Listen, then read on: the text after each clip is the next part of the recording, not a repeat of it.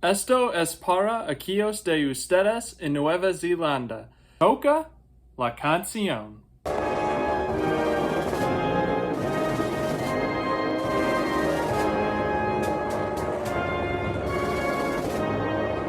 If you expect me to speak any more Spanish than that, then, well, you're cooked, because I had to get that phrase from a friend. So, yes, we have a lot to talk about today. We have Shane Van Gisbergen getting his first win of the 2025 season, locking himself into the playoffs for the second straight year. We have a guy going from the 30s in the points into the playoffs. We got to talk about Shane Van Gisbergen himself, because while the numbers may show as a dominant win, and it was at the end of the day, he leads 60 laps. He wins by 16 and a half seconds. Good Lord. It was not an easy weekend for this team. They won the pole, to add that to the list, but we got to talk about their entire day. We got to talk about the impact on the playoffs. We have to talk about the fact that this was the first points-paying race at an international racetrack since the 1950s. We have to talk about the rain. We have to talk about Carson Hocevar and Ricky Stenhouse Jr. getting into it again. No punches thrown, but a stern talking to from Stenhouse to Hocevar as NASCAR's website over here continues to glitch for the results. So NASCAR made history this weekend. Their first ever trip to Mexico City, the Autodromo Hermanos Rodriguez, a 2.42 mile track that they are running that also hosts Formula One events, other racing events. They didn't quite use the same layout as F1, but they did use the majority of it. A lot of excitement heading into this weekend for NASCAR with all the history to be made. Daniel Suarez, his home race, a lot of support behind him from the Mexican people, from obviously the host of the event, to literally everyone in Mexico was rooting for Daniel Suarez. He goes out, he wins the Xfinity race, but we're here today to talk about the Cup Series race and the history that was made.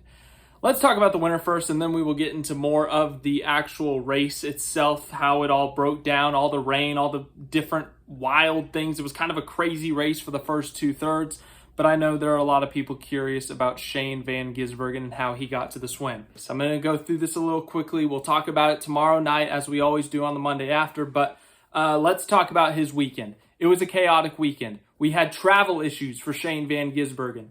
Plane blows an engine.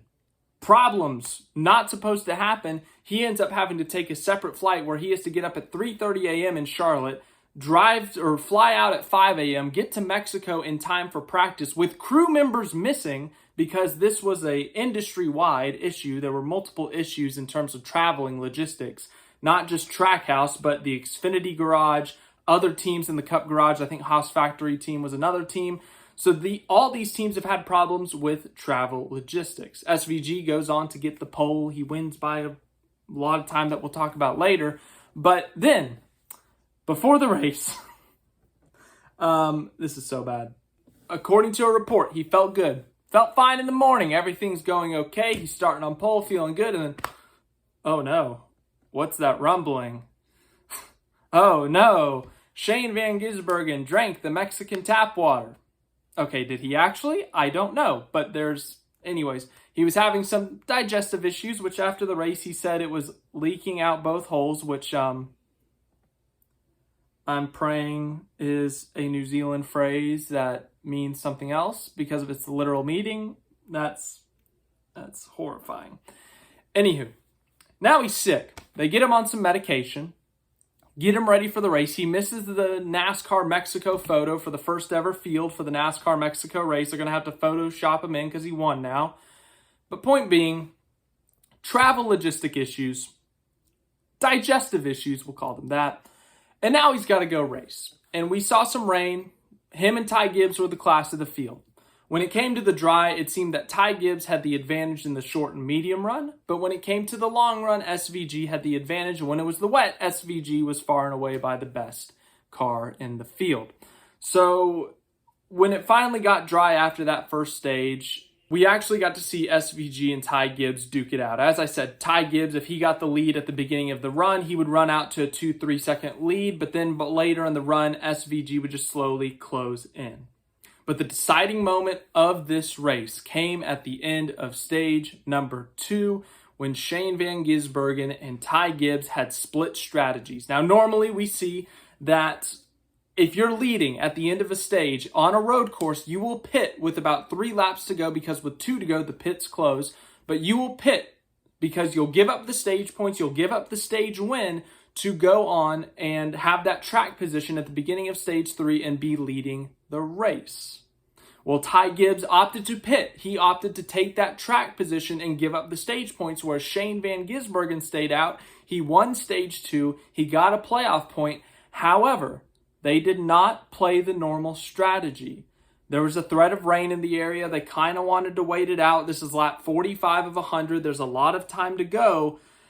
And as a result, Shane Van Gisbergen actually stays out for the beginning of stage 3 rather than pitting and going back in the traffic. A call that Steven Duran had made that they were going to run out the full cycle, that they were going to not necessarily run the car out of fuel, but try to get within that pit window so they wouldn't have to give up track position, get involved in a wreck, getting stuck in traffic like what happens to Ty Gibbs. But essentially, it completely changed the complex of this race because we see later about 15 laps into the run, let's call it lap 62, lap 63, Shane Van Gisbergen comes into pit, puts 4 fresh tires on it. Ty Gibbs, who can run longer on fuel, he'll have better tires once he pits. He stays out. Well, then the caution happens. Carson Hocevar goes spinning, can't get it refired, and they have to throw the caution. As a result, this completely flips the field. Ty Gibbs has to go to the back of the field. He had just driven up through the field at the beginning of stage number 3. He had driven from like 15th up to 3rd. So Ty Gibbs has been going up through the field, has had arguably the best car, or if at worst, the second best car. And now this strategy just ruins Ty Gibbs' day because of an untimely caution, but it makes SVG's day because it gives him the lead back because everyone in front of him now has to pit. So Shane Van Gisbergen, with about 30 laps to go, restarts from the lead, has Alex Bowman and Christopher Bell behind him. For the first 5 laps, they're within a second. They're still right there, so SVG can't make a mistake, but he's conserving his stuff because what he does after this is he obliterates the field. He ends up winning by 16.567 seconds. That's the largest margin of victory for a Cup race since November of 2009 at Texas. And it's the largest margin of victory on pure speed that was not fuel mileage since Jeff Bodine lapped the field at North Wilkesboro in 1994. So we saw this strategy. I forgot to mention this. When I said that strategy, when they pit and they got that lucky caution that put them back in the lead right after they pit, there was a scare, ladies and gentlemen. It was a wild weekend for SVG. It was not an easy win. Statistically, it may have looked easy, but outside of that, no. They had the travel issues, the digestive issues. Shane Van Gisbergen thought that he had a loose wheel on the car. When he pitted on lap 63 or whatever it was, comes out, quick caution, and under caution, he gets on the radio. He was like, ooh, I think I have a loose wheel.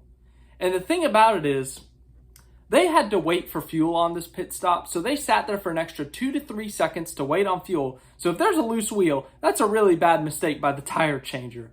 But thankfully for Shane Van Gisbergen, they went back and reviewed the film. The crew, they went back and they said, no, all 4 tires, they got locked on and secured. The crew chief reviewed the film and said, yep, all 4 are secure. The team back in Charlotte called in and said, yeah, all 4 tires are secured. So there was this scare that there was a loose wheel, but it ended up being nothing because Shane Van Gisbergen for the rest of the stage went on to obliterate the field. Now this is a season-changing win for Shane Van Gisbergen. In terms of history, he's done it again. He's won another first inaugural massive event. He won the first street race in NASCAR history. He's won the first points race in NASCAR history since the 1950s at an international circuit.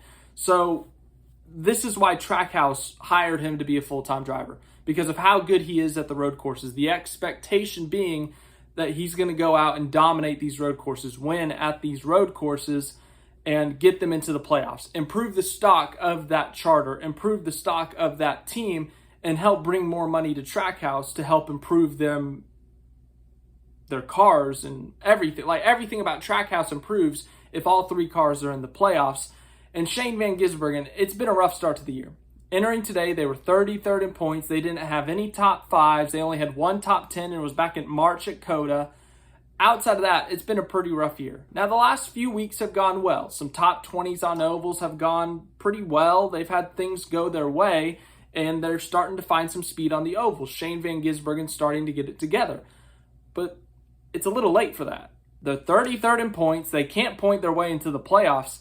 They have to win, but they also knew the situation coming into the year. The way this system works is that if you win a race, any race, Daytona, Atlanta, COTA, Phoenix, Mexico, it doesn't matter where. If you win a race, you're in the playoffs.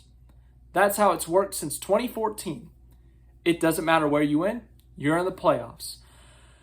It puts a lot of people are going to question the system, including myself. When it happened last year with Harrison Burton, we look at the winner, Shane Van Gisbergen. In this case, last year, Harrison Burton, we're very happy for the winner. It's a cool story. It's a fun story. Harrison Burton, son of Jeff Burton, for the Wood brothers at Daytona, their 100th win. It's a huge deal. Everyone's so happy. But then you remember this guy was sitting 32nd in the points, and now he's in the playoffs. Well, now Shane Van Gisbergen is Harrison Burton in a sense. 33rd in the points entering this race. Knew they had to win a race to make the playoffs. The difference is we know that's why Shane Van Gisbergen's in that car. Now, yes, he is still improving on the ovals, and he may get to that point where he's much more competitive on the ovals and scoring more top 10s, top 5s, and heck, he may even win an oval one day. But the fact of the matter is, for 2025, we knew that Shane Van Gisbergen was not going to point his way into the playoffs. He was more than likely not going to win an oval this year. It was the road courses. COTA, Mexico, Chicago, Sonoma, Watkins Glen. Win one of those 5, you finish worst, 16th in the points. That was the objective for that team heading into the year. We knew it was coming. Now, look, I'm not going to sit here and defend the playoff system. You guys know how I feel about the playoff system. I do not like the playoff system. I don't think a guy who's been sitting 33rd in points should be up there competing for a championship. You could make the counter argument that, it's just the 16th place in the playoff field. Like, more than likely, that car's not going to win it anyways. Like, let's say Ryan Preece misses it by 3 points. More than likely, Preece and SVG, neither of them are going to win the title this year if it comes down to that, if you're the 16th or 17th guy. Something about integrity, something about something. I hate the playoffs, but it's the world we live in. It's the NASCAR we live in. I can rant about it tomorrow night if you want. But Shane Van Gisbergen completely 180s his season, goes from 33rd in the points to, he'll still show as he'll probably be 30th or 29th in the points at the end of today. But come September at Darlington, he will at worst be 16th in the playoffs, 16th in the points. He's got 6 playoff points to his name to try to advance in the playoffs, and he can add to that. Chicago, Sonoma, Watkins Glen. He goes out and wins those races, wins some stages, and he'll have a good chunk of playoff points to his name. But now that we've talked about Shane Van Gisbergen, this season-changing victory, let's talk about Mexico. Mexico City hosting an international NASCAR race for the first time since the 1950s. First ever race in Mexico City at the F1 track. Like, it's a huge deal. The Mexican people have embraced NASCAR. The Mexican track, the people who run Autodromo Hermanos Rodriguez, everyone working there has embraced NASCAR. All the pictures and videos of Todd Gilliland getting swarmed by a bunch of fans for autographs is so cool. It's so awesome. I love that NASCAR is willing to step out of their comfort zone, go to an international track, go to the Circuit of the Americas, go to the streets of Chicago, while also reinvesting back into their roots, going back to North Wilkesboro, going back to Bowman Gray, appealing to both sides of the fan bases. I just said earlier, I hate the NASCAR playoffs. I think it's something that's terrible and I really don't like, and it's something that I can't stand that exists in NASCAR. But on the flip side, I got to give NASCAR a ton of credit. They have done a great job over the last 5 years or so of reaching out and appealing to both sides of the fan base. The older fan base, the traditional fan base, going back to North Wilkesboro, going back to Bowman Gray. But they've done a great job of reaching out to new fan bases, trying to get new fans, a younger audience, a different audience, going to Mexico, going to LA, the Coliseum, going to do the Chicago street race. Like, NASCAR has done a great job of balancing it out in a sense. So coming to Mexico today, a lot of excitement, a lot of hype. I gotta say, the first 2/3 of this race were fantastic. With the rain, with the great battles between SVG and Ty Gibbs, comers and goers through the field at times. Sure, SVG, I'm not gonna lie, he stunk up the last third of that race. But the first 2/3 of that race, I thought was really good racing. It was a really exciting race. And we even saw some post-race controversy. We saw some conflict. Carson Hocevar did it again. He spun out Ricky Stenhouse Jr., and as expected, Ricky Stenhouse Jr. let him know. Goes in the car, shakes him a little bit, and that's that. No punches thrown by Stenhouse this time, but if it happens again, I think punches will be thrown. But these two got into it in Nashville. Hocevar dumped Stenhouse. They talked it out. Everything seemed good. Ooh, it was not good because Stenhouse got dumped by Hocevar again. But yes. As for everything else in this race, we can talk about it once we get the results here. This is my first time in this new background, so I'm trying not to hit the wall here as I did. Anywho, let's look at these results here. NASCAR's app is still glitching out, so we're on ESPN. But Shane Van Gisbergen, your winner. We've talked about him a decent bit. Obviously, a season-changing victory. We will talk about it a little bit more tomorrow night. But yes, Shane Van Gisbergen leads 60 laps. He wins the race, scores 50 points, also gets a stage win. So he has 6 playoff points to his name. He has made history once again. Won the first ever Chicago street race. Wins the first international race in the modern era. As I said earlier, there was a reason Trackhouse signed him to a full-time contract in the Cup Series. It's because he was going to get them in the playoffs with a win, and he has done just that. He goes to victory lane today. It's Cup Series win number 2. Fun fact, he has tied Australian Marcos Ambrose on the all-time NASCAR Cup Series wins list. Ambrose winning at Watkins Glen a couple of times. So SVG's got that to call Marcos Ambrose about and talk to him about that. Also said he got some advice from Max Verstappen before the race. Of course, Verstappen has raced at the Autodromo Hermanos Rodriguez before in F1. He's won there a few times in F1, so got some advice on what to do, which lines to take, how to drive it in the rain and whatnot. So yeah, the Red Bull drivers have some connections there. Your podium was Christopher Bell and Chase Elliott. We don't traditionally do a podium, but for Mexico, since it was an international event, they did a semi-podium. They didn't do national anthems or anything like that, I don't think. But Christopher Bell, obviously a great road racer. Chase Elliott, we talked about these guys both on Friday, Thursday, whatever day we did a preview. No shock to see them up there. Christopher Bell started 31st. They needed some alternate strategies, but at the end of the day, they had speed and they were able to stay up there once they got up there. A great points day for them, a great result for them. They would have loved to have been the first ever international winner in the modern era, but at the end of the day, they have to settle for second. Chase Elliott finishes in third, adds to an insane record he has at road courses, at new road courses.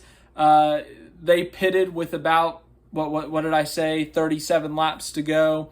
And they were a part of that group with Ty Gibbs and whatnot to get fresh tires, charge up through the field. But Elliott managed his tires well, charged up through the field well, and he ends up finishing third.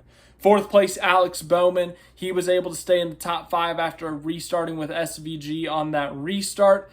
As I said, was running second for a good chunk of that last run, but ultimately got passed by Bell and Elliott. So double top 5 for Hendrick, another good result for Bowman, especially after saying he was having some back pain after that hard crash at Michigan. He has had back injuries before.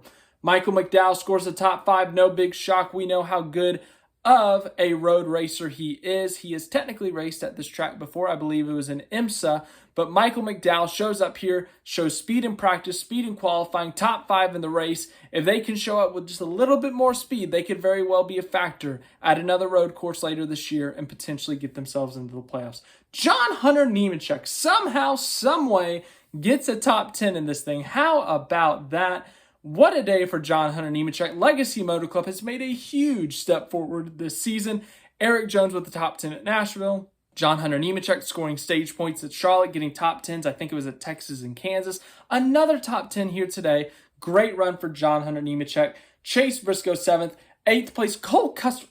Oh my goodness, it's a week for the 30s. A week for the guys in the 30s in the points. Shane Van Gisbergen wins. Cole Custer finishes 8th. What a week for some of these guys. Haas Factory team, that's got to be their first top 10 of the season. Their first top 10 ever. They played the strategy right, and once they were in that top 10, they stayed in that top 10. Great day for them. William Byron, Chris Buescher, the model of consistency at these road courses.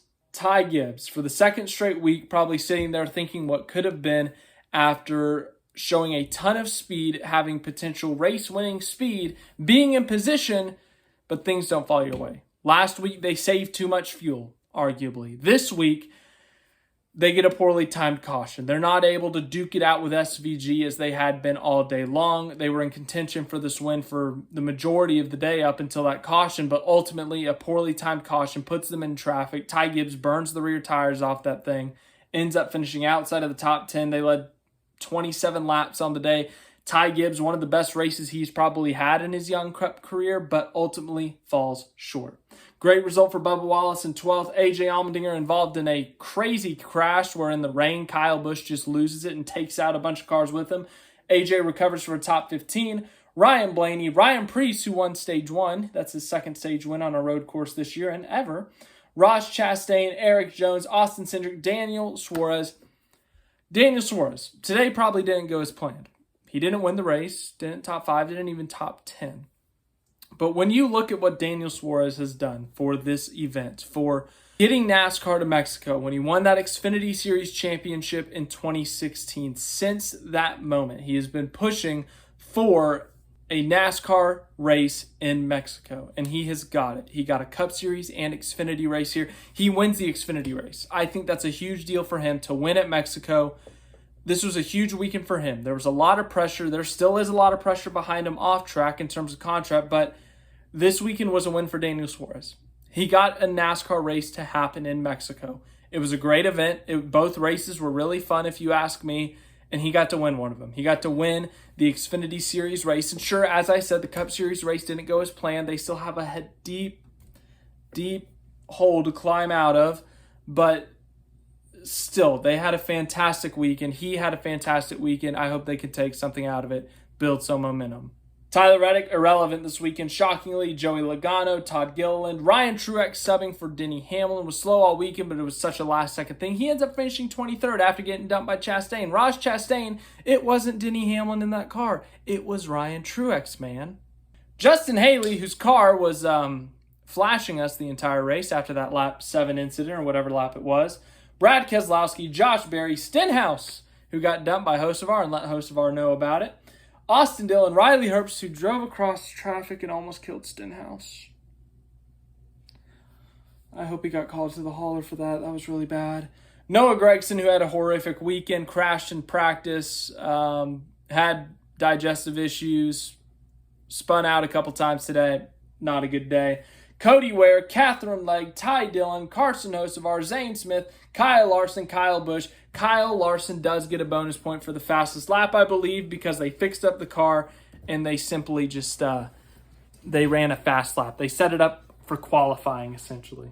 But NASCAR goes international. I do want to talk about this more tomorrow, but such a big deal for NASCAR to go international. People on the internet crying as always, but it's so cool for NASCAR to go somewhere outside of their comfort zone, to go to a well-known city around the world, to go to a place that embraces them and puts on a show for them, or helps them put on a show, I should say.